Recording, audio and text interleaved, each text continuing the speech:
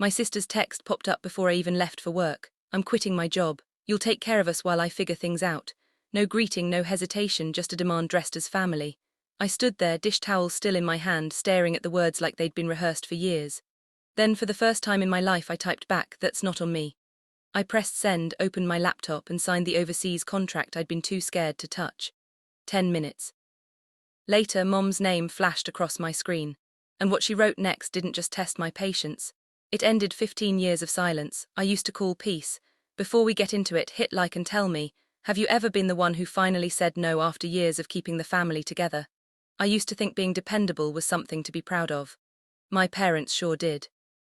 At every family dinner, Mom would lift her glass and say, "To Lily, the one who keeps this family running." Everyone would laugh. But I knew what it meant, the one who pays for everything. From the outside, we looked perfect. A neat suburban house, roast chicken in the oven, football humming on TV. Inside, every smile had a price tag. Mom's little reminders about Jenna's bills. Dad's quiet nod toward me when the check came. Even Jenna's hugs came with follow-up texts. "Can you cover rent until next month?" 15 years of that turned responsibility into reflex. I told myself I was just helping, being a good daughter, a good sister. But the truth, I was their safety net, and no one ever asked if I could afford to break. Jenna was always the dreamer. She'd bounce from one creative project to another, posting quotes about freedom while her phone bill hit my account. Mom defended her like it was a sacred duty. "She just needs support right now. Honey, you're the stable one." Stable, that word used to sound flattering. Now it just felt like a cage with wallpaper. Michael, my boyfriend, saw through it before I did. One night he said, "You know they love you because it's convenient, right?" I laughed it off then, but his words stuck quiet and sharp like a splinter. The last dinner before everything cracked was textbook Pierce family theatre. Jenna breezed in 20 minutes late, wearing a designer coat that could have paid my utilities. Mom cooed, "You've had such a hard week," while I poured the wine and pretended not to exist. Dad grunted approval. I smiled through the heat, crawling up my chest. After they left, I sat alone at the table, staring at the empty plates and the receipt shoved into my purse. My phone buzzed. Another notification, the family phone plan. My own name buried under everyone else's. That night I opened my notes and scrolled through years of transactions, rent, insurance, repairs, birthdays. It wasn't generosity anymore. It was proof of how far I'd gone to buy peace. I closed the app, leaned back in the chair, and whispered into the quiet kitchen, "How much longer am I supposed to hold this family together?" And somewhere deep down, a voice I'd ignored for years finally answered, "You don't have to." It started with another Sunday dinner that felt like déjà vu. Same table, same silence, same performance. Jenna had quit her latest job to focus on her mental health, and Mom treated it like an act of bravery. "That takes courage, sweetheart," she said, eyes glassy with pride. I stared at my plate. Last year, when I took one sick day for exhaustion, she called me dramatic. Jenna twirled her fork, smiling as her boyfriend Caleb leaned back, smirking. "She's building her brand," he said. "You wouldn't understand, Lily, you're more corporate." The way he said corporate made it sound like a disease. I wanted to ask if brand meant me paying her bills again, but I bit my tongue. After dinner, Mom cornered me by the sink, lowering her voice like she was delivering state secrets. "Your sister's going through a hard time. You can help a little longer, right?" Help, the word that had become my leash. I nodded the same way I always did, because fighting never changed anything. That night I lay in bed scrolling through my notes. The list of payments glared back at me. Car insurance, rent, phone plan. My own handwriting looked like evidence in a crime I kept committing against myself. Michael texted, "You okay?" I typed. "Just tired," then deleted it. He called instead. "You're not just tired," he said softly. "You're being drained." "I can handle it," I whispered. "Handling it isn't living." The line went quiet after that, but his words stayed. 2 weeks later, the real crack came. It was early after 8:12 a.m., sunlight slanting through the blinds, my laptop open, coffee cooling beside me. My phone buzzed once, twice, then a third time. I glanced down, a text from Jenna. "I'm quitting my job. You'll take care of us while I figure things out." No greeting, no explanation, just expectation. I froze for a second. My brain reached for old reflexes, calculator, just fix, but something inside me shifted, small and seismic. I wiped my hands on a dish towel, stared at the screen, and typed 4 words that didn't feel like mine until I hit send. "That's not on me." The words hung there, sharp and terrifying. I waited for the wave of guilt that usually followed, but none came, just silence. In front of me, my laptop chimed a reminder of the overseas contract I'd been avoiding for months. Dublin, start date Monday. I hovered over it, heart pounding. Mom would panic, Jenna would call me selfish, Dad would lecture me about family. But then Michael's voice echoed in my head. Handling it isn't living. I moved the cursor, clicked sign. It was quiet, anticlimactic almost, but deep in my chest something unclenched for the first time in years. 10 minutes later my phone lit up again. Mom, her message glowed on the screen like a warning light. If you won't help your sister, don't come to Thanksgiving. I stared at it until the screen dimmed, and for once I didn't feel shame. I felt something dangerously close to peace. I used to think silence meant punishment, that if my mother wasn't speaking to me I must have done something wrong. But that morning when her message came, if you won't help your sister, don't come to Thanksgiving, the silence that followed didn't hurt. It felt clean. I set my phone down and just listened to the hum of the fridge. No shouting, no guilt trip, no demands. For the first time in years, the quiet belonged to me. Then I turned to my laptop. The Dublin contract still sat open from the night before, waiting like a dare. Housing included relocation, covered start date Monday. Every excuse I'd made, Mom will panic, Jenna will crumble, sounded childish now. I clicked confirm. It didn't feel triumphant. It felt still like stepping into a room where the air finally fit my lungs. Then I opened my banking app. The list of recurring payments I'd ignored for years filled the screen: family phone plan, Jenna's insurance, electric bill for my parents' house. My thumb hovered over cancel and trembled just once. Then one by one I began to cut the ties. Cancel, remove, deactivate. Each click landed like a heartbeat, steady and final. I half expected lightning to strike or Mom to appear at my door, but the apartment stayed quiet. The only sound was my own breathing. A voicemail arrived from Aunt Rose midway through the process. Her voice syrupy sweet, every word sharpened.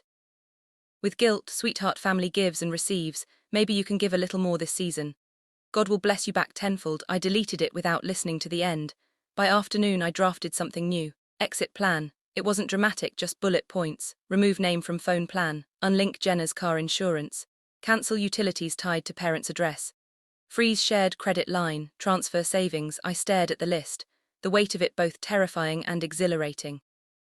Michael called that evening. You did it, didn't you? I think so, I said. I finally said no. He paused. You didn't say no, Lily. You said yes to yourself.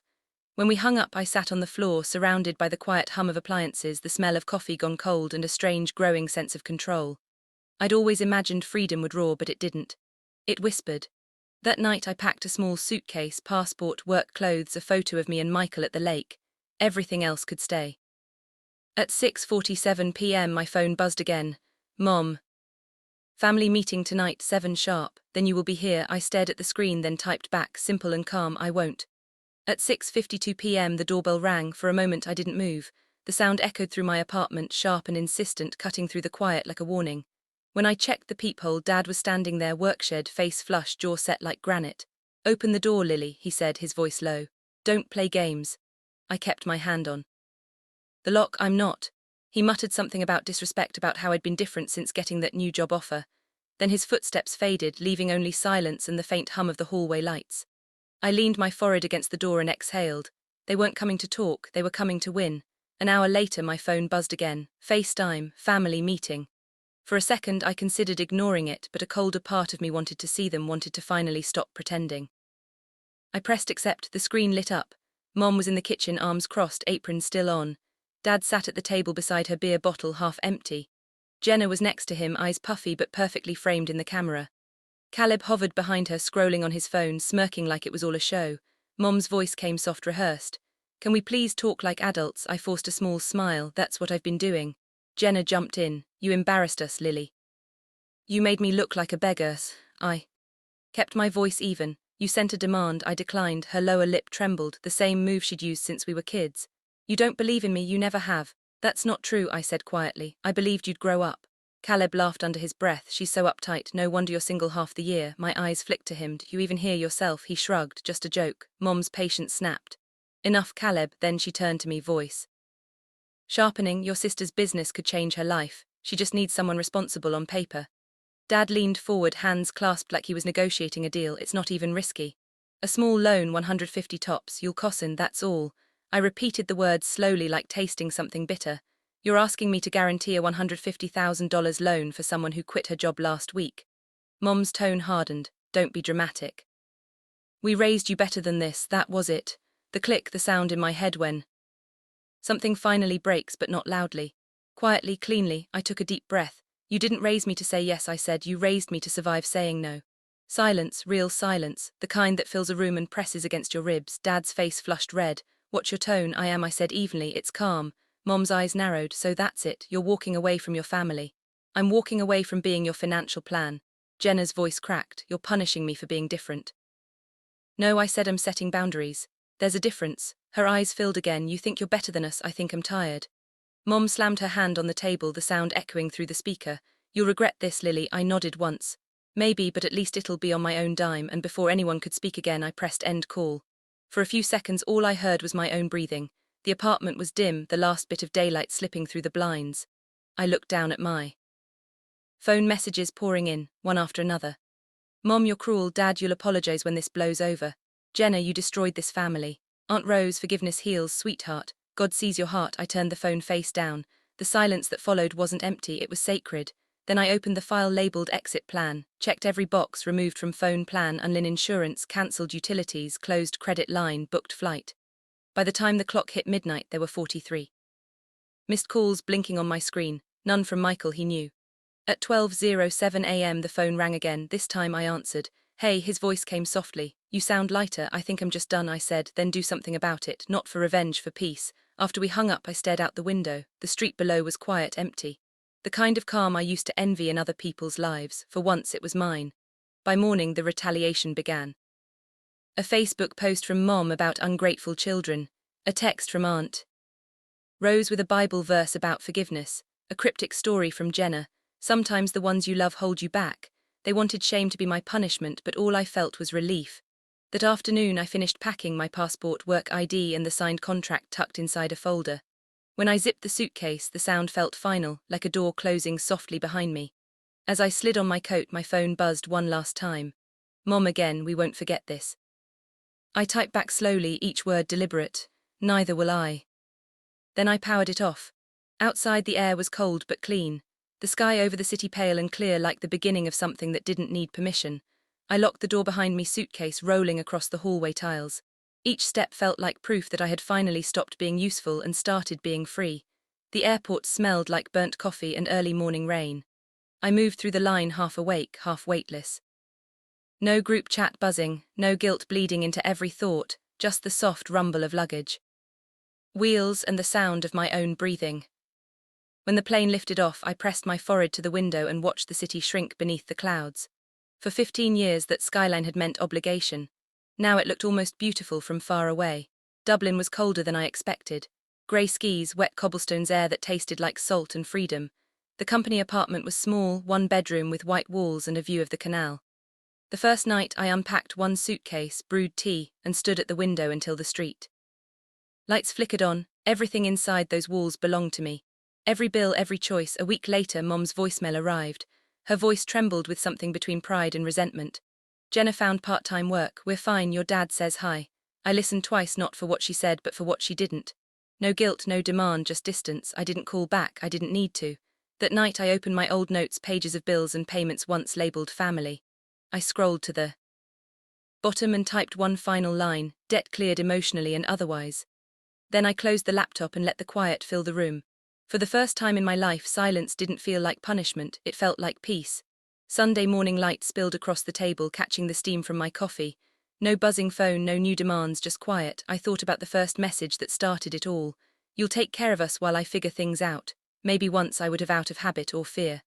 But not anymore. I smiled at my reflection in the window, the city unfolding behind me like a clean slate. Real love doesn't drain you, it steadies you. If you've ever chosen peace over guilt, share your story below. You're not alone. And don't forget to subscribe for the next story.